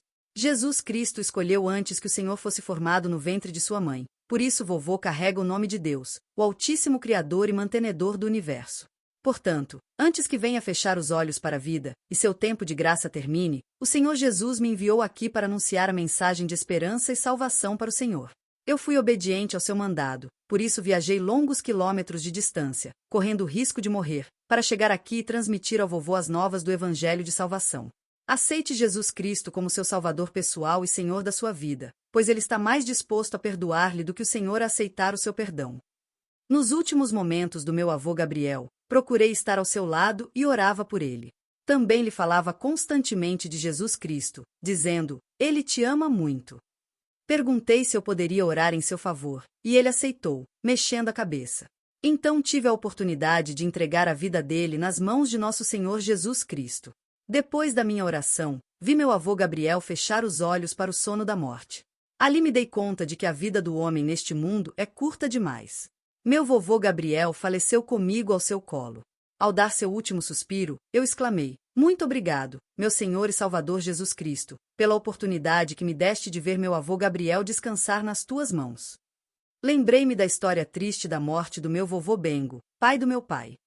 Quando ele morreu, eu estava no colo dele, mas não sei o que aconteceu com ele em relação ao seu Criador no momento final da vida. Fiquei mais próximo do meu avô Gabriel, porque sabia que o grande conflito entre o bem, Cristo, e o mal, Satanás, é jurídico. Jesus Cristo, de um lado, é o advogado de defesa dos filhos dos homens, e Satanás, do outro lado, é o advogado de acusação. Sabia que a oração de uma pessoa que está em harmonia com a vontade de Deus é um meio que Jesus Cristo usa para salvar muitos filhos dos homens das mãos de Lúcifer e dos anjos caídos. Dias depois, quando já estava prestes a voltar a Luanda, os vizinhos da minha mãe pequena me chamaram e disseram que meu espírito acompanhante era muito forte, pois minha mãe pequena queria me matar. Sem que você soubesse, ela envenenava sempre a comida que você comia, para ver sua morte. Mas você não sofreu nenhum dano até agora. Por quê? Perguntei para eles, como souberam disso? Perguntei para que eles refletissem a respeito. Bem, como eu não queria saber da resposta deles, porque conhecia minha mãe pequena, achei que aquele momento era muito oportuno para falar do poder maravilhoso do meu Senhor e Salvador Jesus Cristo como o único Deus Salvador. Falar que o nome dele está acima de todos os nomes. Falar que o meu Deus, a quem eu sirvo, é maior em tudo, e que é o Salvador que morreu por todos os pecadores. Os que o aceitam recebem o poder de serem filhos do Deus vivo. Na penúltima noite tive um sonho. Um homem vinha de manhã convidar-me para ir à sua fazenda, e se eu aceitasse o convite dele, quando chegássemos lá, me mataria e não teria ninguém para me ajudar. Ao amanhecer, depois do estudo da lição da escola sabatina, guia de estudos que os adventistas do sétimo dia leem diariamente junto com a Bíblia Sagrada, e da leitura da meditação matinal, livro devocional que auxilia na compreensão da Bíblia Sagrada, apareceu-me meu tio, que era o regional da Igreja Católica, aquele que administrava a missa aos domingos quando o padre não estivesse na comuna do Bengo. De fato, ele me convidou para ir com ele à sua fazenda, a fim de mostrar-me sua beleza e, se eu quisesse, poderia pegar algumas coisas. O Espírito de Deus me fez lembrar do sonho noturno. O homem no sonho da noite estava vestido da mesma forma que meu tio, sem tirar nada. O Espírito Santo me disse, não vai, se você for com ele, será tido por desobediente ao seu Senhor e Salvador Jesus Cristo, e perderá a proteção dele. E como não queria ser desobediente ao meu Senhor e achado como réu, para ser acusado por Satanás, advogado de acusação, merecendo assim a morte, agradeci em oração silenciosa ao meu Deus Espírito Santo, pela advertência amorosa e justa. Então, eu disse para meu tio, Deus, na verdade, o ama muito, e como você está aqui para representá-lo, deve proceder como um servo do Senhor a quem você serve. Meu amado tio, por que seu coração medita mal contra mim? Que mal eu fiz contra o Senhor? Você maquinou em seu coração para me matar. Com que motivo? Eu não tenho nada contra você, meu amado tio. Mas eu já perdoei o pecado do seu coração, e orei ao meu Senhor e Salvador Jesus Cristo para perdoá-lo também. Eu sei que em seu coração você procura saber quem me fez saber os segredos do seu coração. Eu tenho um Deus Altíssimo que revela os segredos ocultos do coração humano. Ele revelou para mim o propósito do seu coração antes que o Senhor chegasse até mim. O Senhor da minha vida e meu Salvador pessoal Jesus Cristo, aquele que é o único que conhece e revela os segredos da alma, revelou-me seus propósitos, mas eu não tenho nada contra o meu querido tio. Só tenho a lhe dizer que Deus o ama mais do que você imagina, e Ele tem grandes planos para você, pois Ele o criou para algo melhor. Ele está disposto a perdoar toda a maldade do seu coração. Se crer em seu nome, será salvo e livre do mal. Quando ele ouviu isso, retirou-se triste, sem dizer nada para mim, mas eu continuei a orar por ele. Depois de tudo, voltei para Luanda para tratar dos assuntos acadêmicos, pois tive problemas com a legalização dos documentos para recomeçar a estudar. Tinha parado devido a algumas circunstâncias. O primeiro registro de nascimento tornou-se inútil, porque meus dados verdadeiros não estavam lá, e tive que voltar mais uma vez para o IJ. Dessa vez, era só para ficar na sede municipal de Cangola, Alto Cauale, no bairro da Missão Católica, conhecido por Bairro da Missão. No mesmo dia em que cheguei lá, fui recebido pelo meu irmão na fé chamado José, Zé, que tinha família lá e era natural daquele bairro. Ele estava acampado lá, com o desejo de construir uma casa. E foi também no mesmo dia que chegou um senhor que vinha da província de Benguela, lá no Nombe Grande, para fazer pactos com os espíritos. Ele era natural daquele bairro e tinha ido a Benguela para receber poderes espirituais dos agentes ativos da província de Benguela, para ser curandeiro tradicional e espiritual. Nos primeiros dias no bairro, ele estava acampado bem próximo da casa em que o José e eu estávamos acampados, ou seja, na parte de trás de onde estávamos. Mas depois ele procurou uma casa que havia sido abandonada pelos colonos e começou a fazer as curas tradicionais e espirituais, como a minha avó materna Luzia fazia. E lá no outro lado do bairro da Missão, pois havia uma estrada que dividia esse bairro, tinha uma senhora idosa que fazia curas espirituais e tradicionais também. Ela era mãe de um adventista do sétimo dia, meu irmão em Cristo Vicente. Quando o irmão Vicente me apresentou a mãe dele, identifiquei a que tribo ela pertencia. Eu disse a ela que era da tribo de Nala no Queta e Lucala no Nala. Então ela olhou para mim e disse: Você, afinal, é meu filho, eu também sou dessa tribo, você está em casa, sou sua mãe também, porque sou dessa tribo Nala no Queta. Eu bem sabia que a identificação das tribos era muito importante naquela terra, por isso me identifiquei como filho daquela terra também. Fui recebido como filho e não mais como estrangeiro em terra estranha. No meu primeiro sábado na aldeia, quando era ainda de manhã cedo e enquanto eu caminhava para a igreja a distância aproximada de 250 metros, o Espírito Santo me disse: Desvie-se do seu caminho e vá até a casa que eu lhe mostrarei. Quando eu disser entre, você entrará, porque lá há alguém que quer lhe ouvir. Ela pediu socorro porque está sendo oprimida pelos espíritos. Antes que ela se perca, vá e ofereça minha ajuda. Cumpri a ordem do Senhor, saí do meu caminho, entrei no meio do bairro e cheguei até a casa que me havia sido indicada. Assim que cheguei à porta da casa, meu corpo ficou arrepiado e minha cabeça parecia molhada com água muito fria. Então entendi que havia forças sobrenaturais naquela residência e comecei a orar, dizendo: Meu Senhor e Salvador Jesus Cristo, eu sou pó e cinza, e não tenho forças nem poder para enfrentar pessoas possuídas pelos demônios. Por favor, toma-me nas tuas mãos e faças em mim o teu querer, segundo a tua vontade e não segundo a minha vontade. Usa-me como teu instrumento de justiça e amor. Depois da oração, senti-me preparado e bati à porta. A pessoa que estava dentro me respondeu com um tom de voz agressivo, que parecia a voz de muitas pessoas falando ao mesmo tempo. Os demônios falavam por ela, porque já a haviam possuído e a usavam como canal deles. Ela disse para mim: É melhor você não entrar para que não morra, e se acha que tem poder para entrar, dê o passo e entre, e se não tiver, morrerá, não viverá. Meu coração natural temia, mas o Espírito Santo de Deus me deu coragem e entrei. Quando a vi, era uma idosa, já cansada da vida que levava e que se sentia abandonada pela família. A única solução que ela encontrara era suicidar-se. Os demônios a persuadiam a se suicidar para se livrar da solidão e do vazio de sua vida. Ela já havia pendurado uma corda no alto da casa e posicionado uma cadeira em que devia subir para se enforcar. E me disse: O que você faz aqui? Deixe-me morrer, porque a vida é minha. É melhor que vá embora antes que seja tarde e se arrependa. A vida é minha, não venha aqui. Vá embora e nos deixe em paz. Por que veio nos perturbar? Nós não queremos você aqui. Naquele momento, eu disse em pensamento: Senhor Jesus Cristo, agora fale por mim.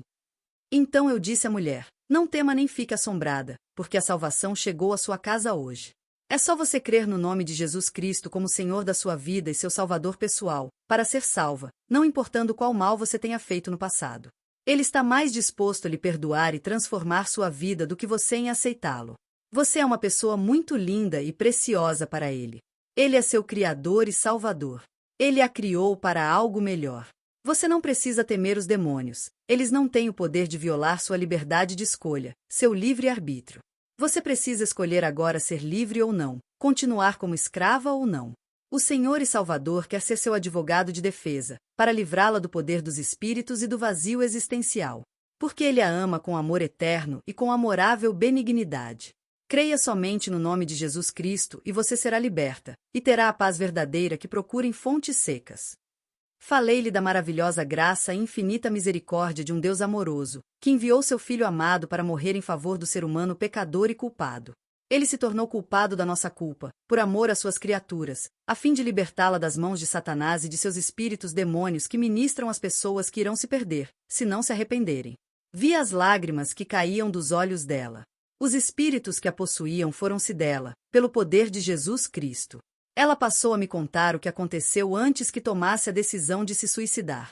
Era uma mulher que havia entregado a vida ao serviço de Satanás e dos seus anjos, e matara muitos membros da própria família.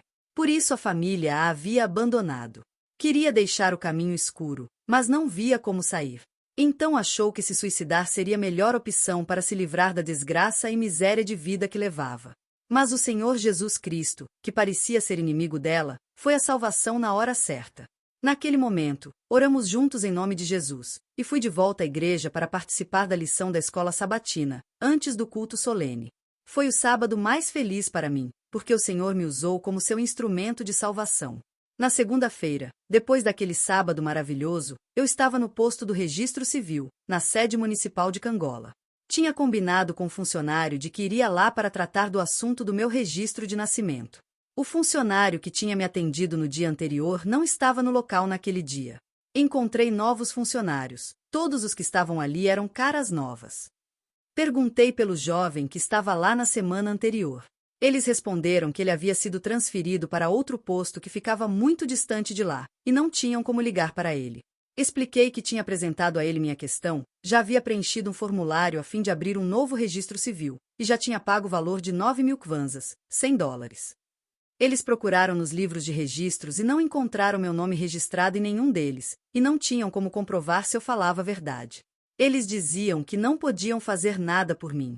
Insisti, pedindo por favor a eles que entrassem em contato com o funcionário, para que confirmasse minhas palavras. E eles diziam que não tinha como, porque o chefe daquela repartição de registro civil também não estava presente. Entendi que os demônios estavam causando aquilo para me frustrar. Comecei a orar em silêncio, pedindo que meu Senhor e Salvador repreendesse os espíritos e resolvesse o problema, porque eu não queria voltar para Luanda sem o documento. Mas que fosse como o Senhor Jesus quisesse e não como eu queria. Os funcionários me disseram para sair e depois de 1 hora voltar lá. Quando saí dali, fui para o jardim da sede municipal e me sentei lá. Pensei como meus irmãos iriam reagir diante dessa situação. Poderiam pensar, você é um jovem de Luanda, como fica mentindo tão facilmente para as pessoas do interior? 1000 pensamentos tinham se passado na minha cabeça, e comecei a chorar. Passei a entender que não era bom tratar mal os outros, que não era bom enganar os outros, porque isso prejudicava muitas pessoas lesadas. Comecei a orar para que o Senhor Jesus me consolasse, porque meu coração estava muito triste. Eu não estava habituado a isso, estava muito sentido com a situação, que seria uma vergonha para mim e para ele mesmo. Eu orava e chorava ao mesmo tempo. Naquele momento eu vi com meus próprios olhos o anjo do Senhor vindo em minha direção.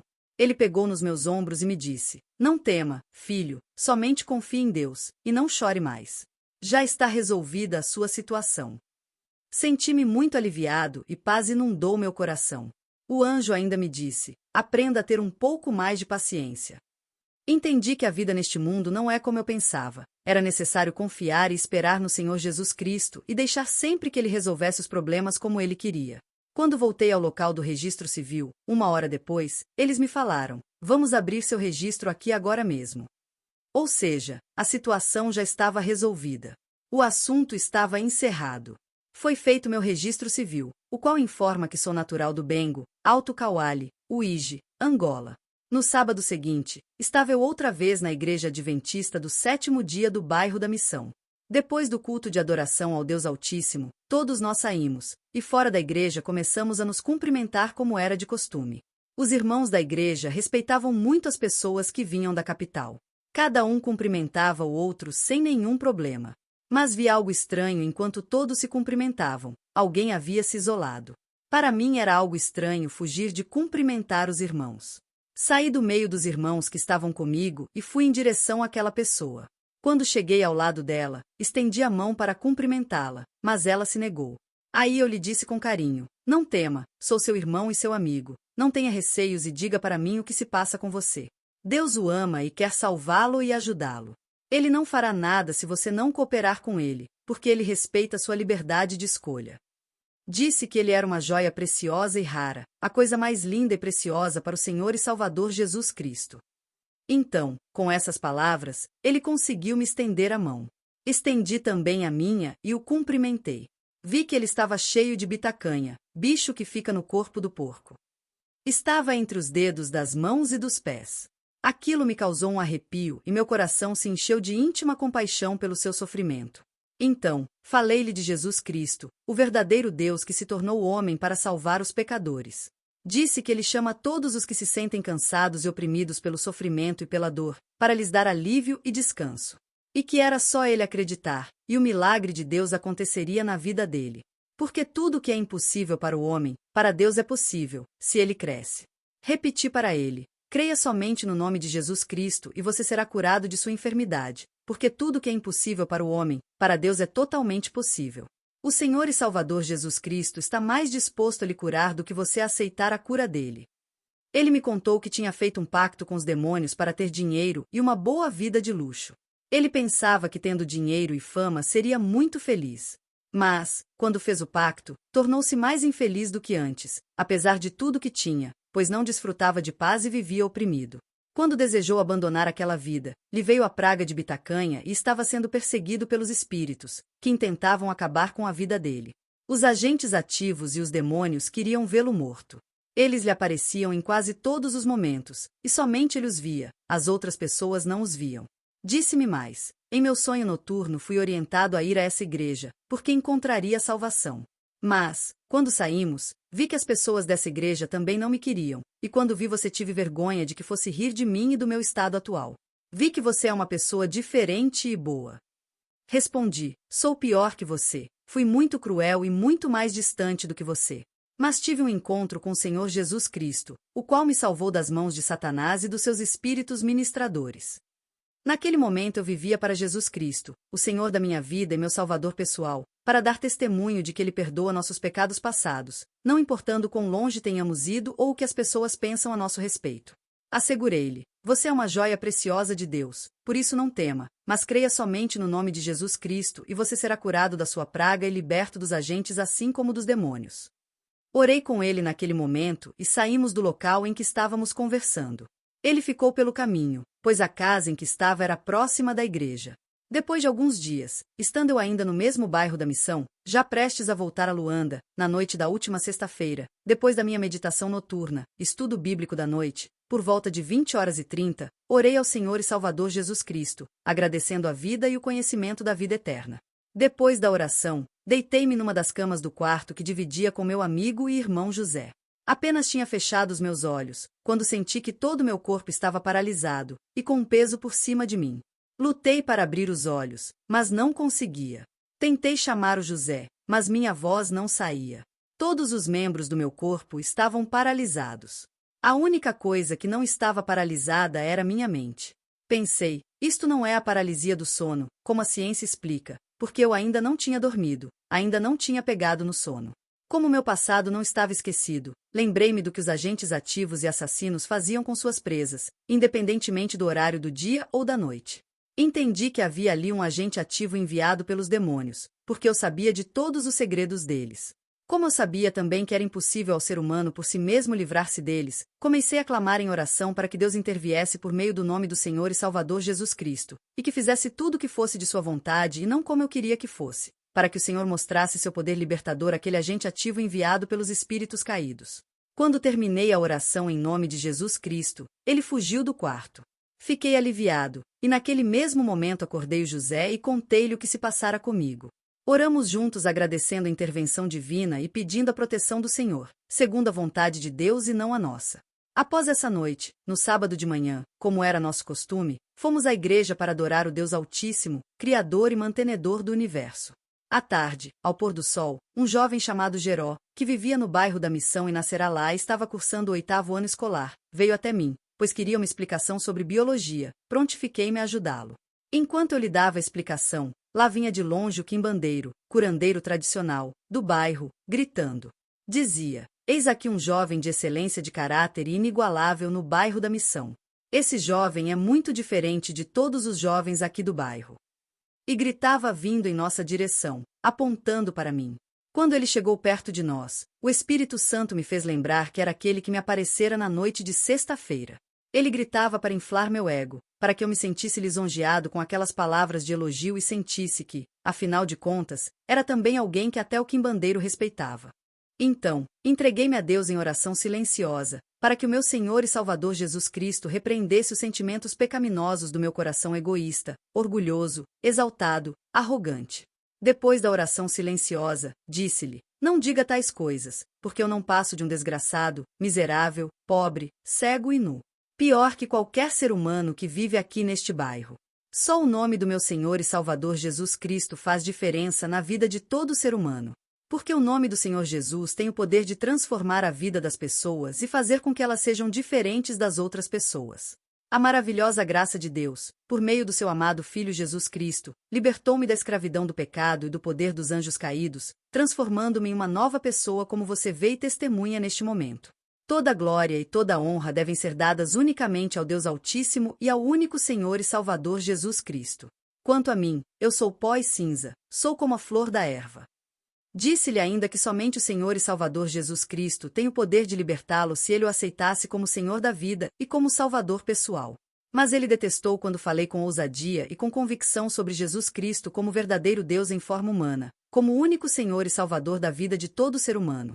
Ele se retirou triste, e as pessoas que estavam presentes glorificaram o nome de Jesus Cristo, porque os habitantes que vivem nesses lugares temem muitos quimbandeiros. Quando voltei a Luanda, minha cidade natal, fui recebido pelos meus familiares, mas não mais com carinho e amor.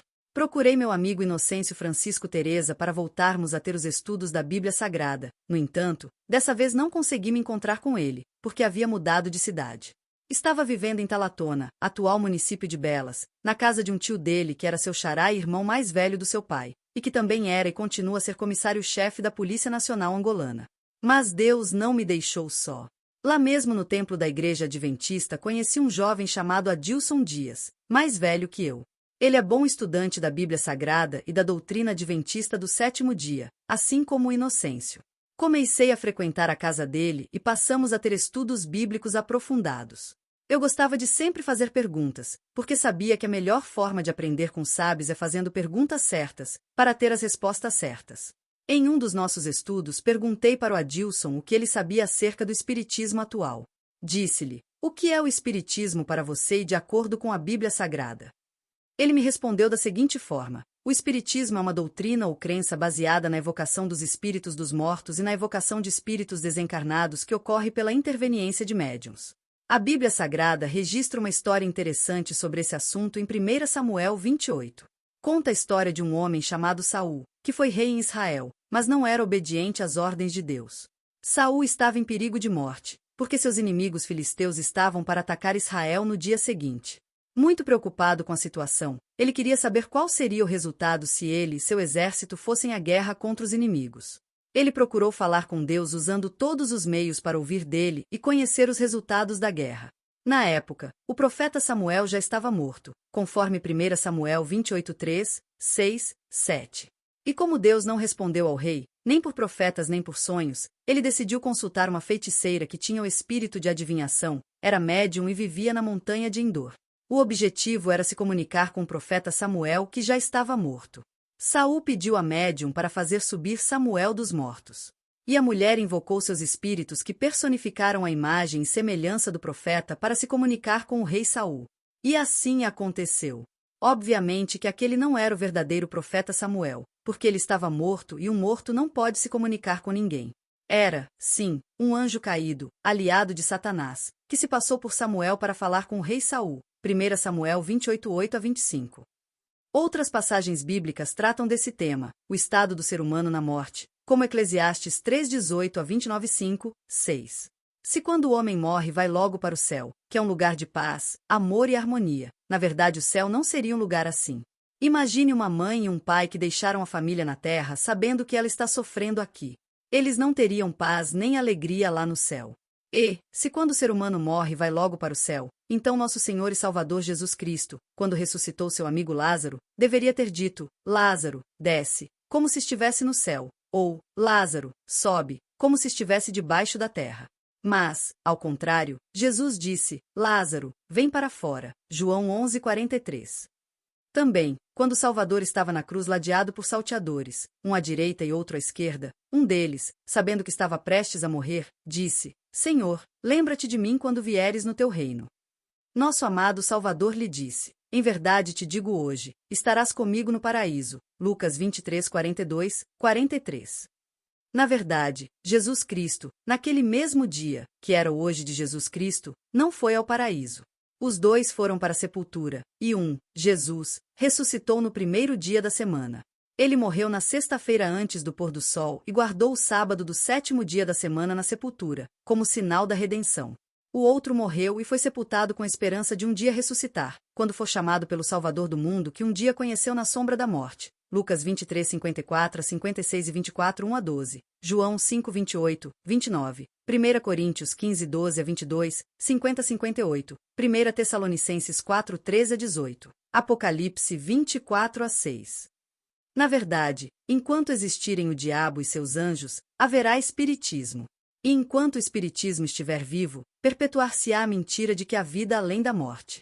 Satanás está trabalhando com esforço redobrado nestes últimos dias, porque sabe que lhe resta pouco tempo e que uma de suas armas mais eficazes para subjugar o mundo sob seu enganoso controle é o espiritismo, o qual está fundamentado em sua grande mentira de que o homem possuiria um espírito imortal que transcenderia a morte, e de que é possível que os vivos recebam luz e benefícios vitais mediante a comunicação com o espírito de seres queridos falecidos.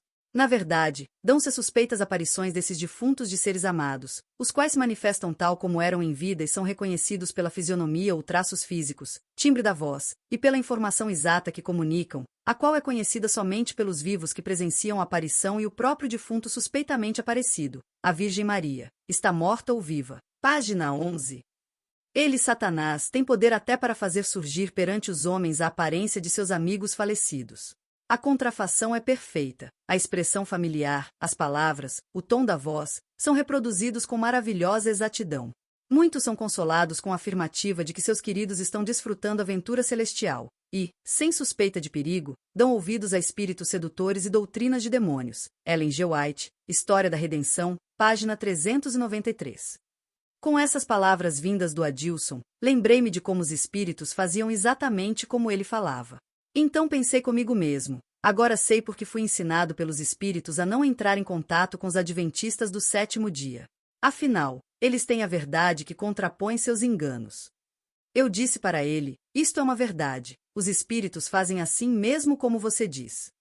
E fiz-lhe outras perguntas, como, você conhece Jesus Cristo ou você já o viu? Ele me respondeu, sou amigo de Jesus Cristo, mas, apesar de ser meu amigo, nunca o vi face a face. Eu creio nele e na existência dele. Sabia que a palavra Cristo significa Messias, o verdadeiro Deus em forma humana? Jesus é o verdadeiro Deus e a vida eterna. 1 João 5:20. Jesus Cristo é o Criador de todas as coisas. Ele é o Verbo que se fez carne e habitou entre nós. João 1:14, Filipenses 2:5-11. Jesus Cristo é o grande Eu Sou, Criador e não criatura, o primeiro e o último, o Alfa e o Ômega. Isaías 44:6. Apocalipse 1:8-17, 22:12, 13:21-6, Êxodo 3:14, Mateus 8:24, 28, 58. Jesus Cristo é o Salvador da humanidade, o Cordeiro de Deus que tira o pecado do mundo, o homem de dor que levou as nossas iniquidades. João 1:29, João 3:16-19, 1 Pedro 1:18-20, Isaías 53:1-12, 1 Timóteo 1:14-17. Jesus Cristo é o caminho, a verdade, a ressurreição e a vida. João 14:6, 9:11-25. Jesus é o nosso grande sumo sacerdote, que intercede por nós lá no céu diante do Pai Altíssimo. Hebreus 4:14-16, 8:1-13 e Hebreus 7:23-28. Jesus Cristo é o nosso grande mediador entre o Pai e os homens, lá no santuário celestial. 1 Timóteo 2:5, 6. Jesus Cristo é o nosso grande advogado. 1 João 2:1, 2 e 1:8-10. Jesus é o grande juiz que vai julgar o mundo inteiro. Romanos 14:10-12, Apocalipse 20:11-15, João 5:22. Na verdade, Jesus Cristo se tornou filho no sentido da sua encarnação em forma de homem. João 1:4, 14. Jesus, antes da sua encarnação, era igual ao Pai em poder e glória. João 17:5. Adilson prosseguiu. Jesus Cristo mostrou evidências da existência de seu Pai. Como? Ele era a evidência viva, era a imagem perfeita do Pai. E nele, Jesus Cristo, habitava toda a plenitude da Santíssima Divindade Triuna. Sim, a Bíblia Sagrada não prova a existência de Deus, mas mostra as evidências que provam a existência de Deus. Porque, se Deus, o grande Criador, fosse provado e limitado, ele não seria Deus. Imagine que você queira fazer a inscrição de confirmação de matrícula para estudar. Você iria ao Banco Nacional de Angola? Não, eu iria a uma escola, respondi. Muito bem. Mas por quê? Porque eu creio que é na escola onde as pessoas fazem as confirmações de matrículas para estudar. Muito bem, Gabriel, é isso mesmo. Você vai à escola para fazer a confirmação de matrícula, porque você tem as evidências, as pessoas que vão à escola fazer a confirmação de matrícula, que provam que é lá e não no Banco Nacional de Angola. Eu também creio na existência de Deus e do seu amado Filho Jesus Cristo porque tenho uma grande nuvem de testemunhas como evidências que provam sua existência. Hebreus 12:1, 2, 1 João 1-3. Nós somos chamados a ter uma fé que se baseie em evidências vivas. Gênesis 15:7, 8, Hebreus 11:1, 6. E o nosso culto a Deus Yahvé deve ser racional e não emocional, porque devemos saber a razão da nossa adoração. O culto emocional é uma adoração de arrebatamento de sentimentos. Romanos 12, 1, 2, Isaías 1, 18. Naquele dia de estudo fiquei muito feliz, porque estava estudando com alguém que tinha convicção de sua adoração a um Deus vivo. Além de termos estudado acerca de alguns textos bíblicos problemáticos, como Marcos 7, 15 a 23, Atos 10, 9 a 19, Colossenses 2, 16, 17 e Romanos 14, 1 a 3. Ele me ensinou que em Marcos 7, 15 a 23, o contexto esclarece de maneira muito evidente que Jesus não estava de modo algum pondo em questão qualquer preceito do Antigo Testamento, mas, antes, negava a validade da tradição oral. Nesse caso, especificamente, a tradição tratava de alimento comido com as mãos indevidamente lavadas, no sentido ritualista, o que se tornava a causa de contaminação. Se Jesus tivesse nessa altura eliminado a distinção entre alimentos cárneos puros e impuros, Pedro não teria mais tarde reagido como reagiu à ideia de comer carne de animais impuros. Atos 10, 9 a 19. Pedro recebeu a visão no momento em que tinha fome física. Porém, o assunto dessa visão, em lugar de serem os alimentos, na verdade, eram os seres humanos. Pedro deveria pregar para todas as pessoas, em toda parte. As instruções do Espírito no versículo 19 sugerem que o apóstolo deveria estabelecer uma relação entre a chegada dos enviados e a visão. Colossenses 2, 16, 17. A declaração de Paulo não implica que tivesse sido abolida a lei contra o consumo de alimentos impuros, porque, 1. É dito que o comer e beber são sombras de Cristo. 2. A proibição de comer certas carnes é anterior à lei cerimonial. Gênesis 7:2. Portanto, certos animais são considerados impuros por razões diferentes das cerimoniais. O apóstolo Paulo não está autorizando os cristãos colossenses a comer e beber o que quisessem, desprezando todas as críticas. O que ele está dizendo é que os cristãos deixam de estar obrigados de cumprir os requisitos da lei cerimonial, pois essas ofertas de comida e bebida encontraram seu cumprimento em Cristo Jesus. Romanos 14, 1 a 3. Dado que Paulo escreveu sua primeira carta aos Coríntios menos de um ano antes de ter escrito aos Romanos, era natural que ele estivesse abordando o mesmo assunto de que trata em 1 Coríntios 8.